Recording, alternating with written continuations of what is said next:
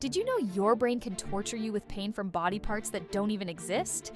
It's called phantom limb syndrome, and it affects up to 80% of amputees.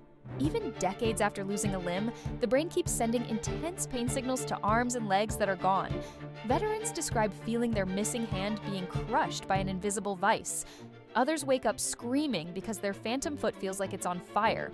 The pain is completely real, even though the limb isn't there. But here's where it gets truly disturbing. Doctors use something called mirror therapy to trick these patients. They place a mirror so the remaining limb appears to be the missing one.